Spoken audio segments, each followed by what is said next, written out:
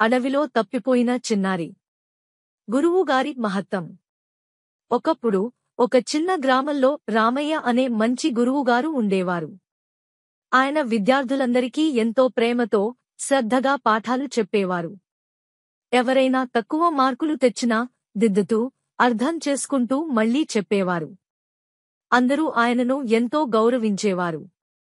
ఒకరోజు ఒక విద్యార్థి, రాజు, పాఠశాలకి క్రమంగా రావడం ఆపేశాడు. ఆయన చదవడం ఇష్టం లేకపోవడంతో తరచుగా గైర్హాజరు అయ్యేవాడు.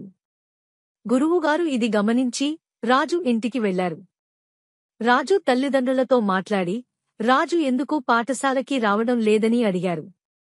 తల్లిదండ్రులు పనుల బిజీలో ఉన్నామని, పిల్లవాడు చదువుకి సరైన ప్రాధాన్యత ఇవ్వడం లేదని చెప్పారు. రామయ్య గారు ఇది విని వారి కష్టాలను అర్థం చేసుకున్నారు.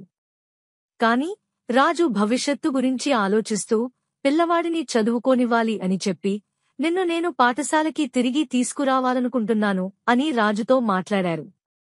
తరువాత రామయ్య గారు రోజూ రాజు ఇంటికి వెళ్లి అతడిని తనతో పాటుగా పాఠశాలకి తీసుకెళ్లేవారు.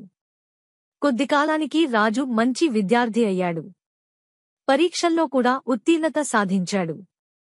ఇంత కష్టమైన పని చేయగలిగిన రామయ్య గారి పట్టుదలకి, ప్రేమకి రాజు చాలా ప్రగతి సాధించాడు. ఈ విధంగా రామయ్య గారు తమ శ్రద్ధతో ఒక విద్యార్థి జీవితాన్ని మార్చగలిగారు. గురువు అంటే పాఠాలు చెప్పేవాడు మాత్రమే కాదు, జీవితంలో దారిని చూపించే గొప్ప వ్యక్తి అని ఈ కథ మనకు చెబుతుంది.